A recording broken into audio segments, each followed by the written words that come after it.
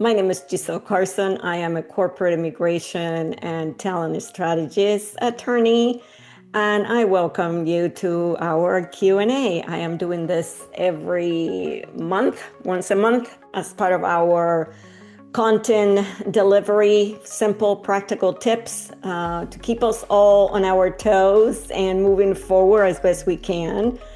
So today I am going to walk you through, again, some of the questions that I am receiving based on this new H-1B cap weighted wage process that we have. And before I go there, let me just quickly recap where we've been and where we are. So as I record this, it's March 9th.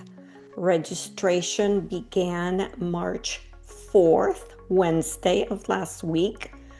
We have already registered, I would say at this point, maybe 20% of our H-1B cap cases, and that is typically what we do.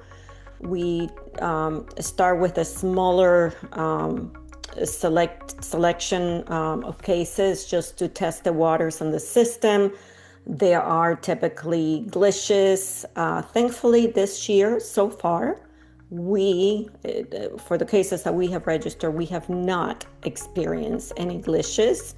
I have seen reports of others reporting issues with the system, but so hopefully those glitches will resolve for everybody and we can finalize this registration process smoothly.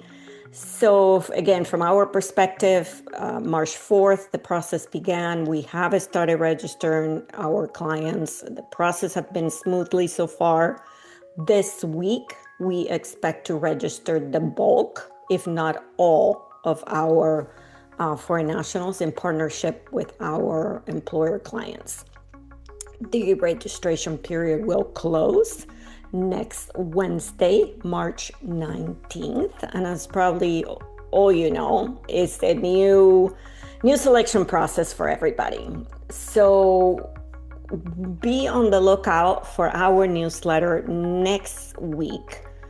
Again, I'm releasing content information updates for you every Wednesday in a variety of ways to make sure that you all get your preferred method. But the newsletter comes out next week and it's very detailed, as best as we can make it into detailed, but practical, but simple. But also, again, what you need to know, the answers to the questions that we're getting about the H-1B cap and the selection and all of that. So be in the lookout for that. For today, I am going to be answering some of the other questions that may be just more suitable for a Q&A. Again, the question of the day, I am wage level 1, or whatever wage level you are, what are my chances of selection? And short answer, no one really knows. As you probably know, there have been various statistics out there, but the reality is with the travel bans, with the world instability, with the anti-immigration sentiment, so many factors that are going to play the 100K for those abroad. All of that is going to play a role into who applies, who gets selected.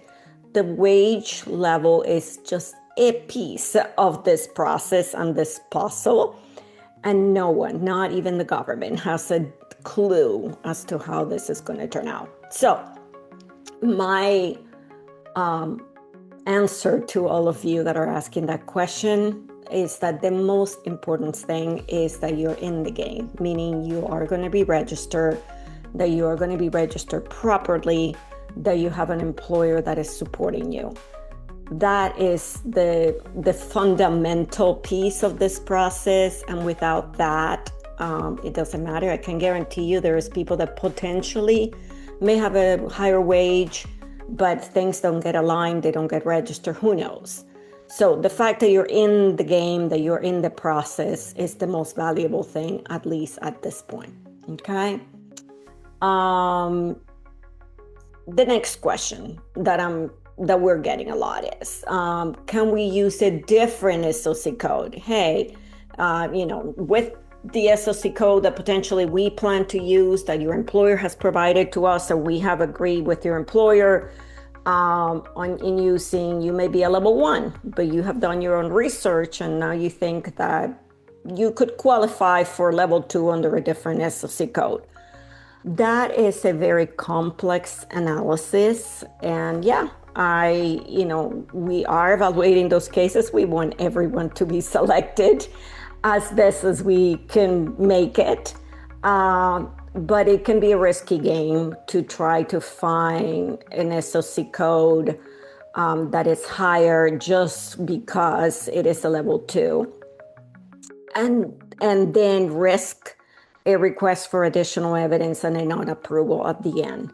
So my take on this is, let's be careful and at least that's what we're doing, on the SOC code selection, that is not too stretched or misaligned, because that could lead to much harsher consequences.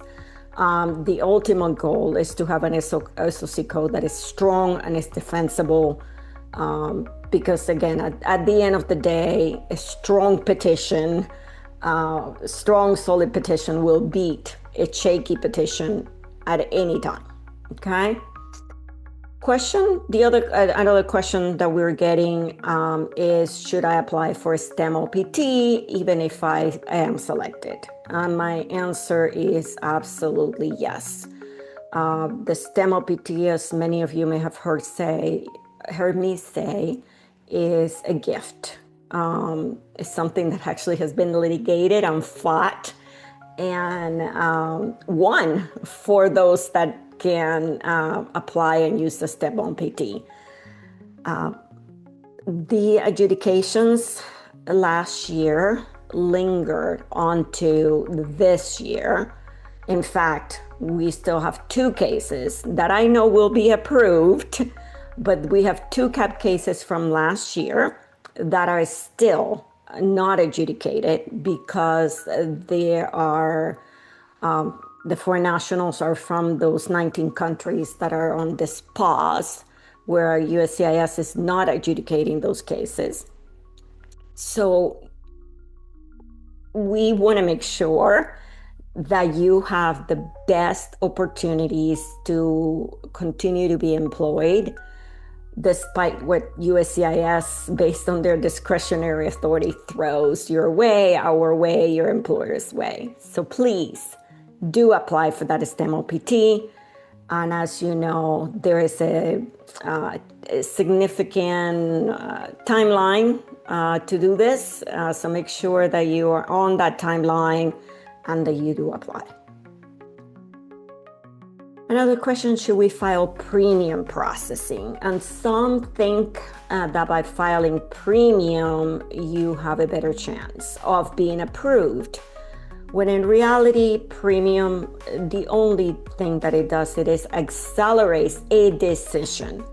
That decision could be a request for additional evidence, which quite often happens because USCIS now is under a timeline to adjudicate your case, and they, for whatever reason, feel that they're too busy and they don't have the time, so they issue a discretionary request for additional evidence. So as I look back throughout the years, we have used a very strategic approach to premium processing. So it's not a let's use it for all cases, and certainly not during the H-1B cap.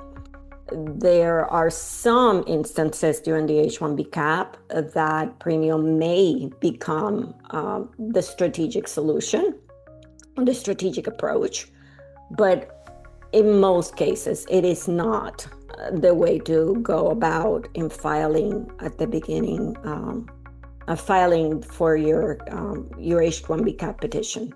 Okay, so in general, we are recommending not to file premium processing for the cap cases, except for some very, very, very specific situations. So it's a judgment call, not a default action. And then the other question that we often get is, what are the most common RFEs, requests for additional evidence, that we, expect to receive, and how do we approach our petitions to prevent them? We had truly found a good formula. Our cases are really, really well prepared and put together. And rarely over the last few years have we received any RFEs. Our H-1B cases, whether it was cap, extensions, amendments, transfers, whatever, I want to say probably we have had 100% approval. And so has been the case this year, last year and into this year with this administration, I would say.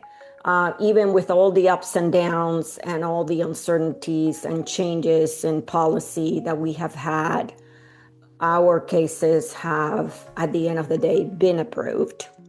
That said, the kind of requests for additional evidence that we had seen in the past for H-1B cases were specialty occupation, maintenance of a status, at least for the cases that we handle.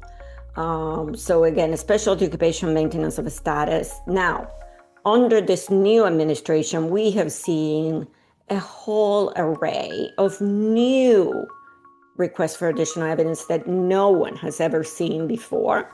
And USCIS is using their discretion to issue those RFEs. And we have had to respond to several of those, and again, with good success. So my take on that is we expect that trend to continue.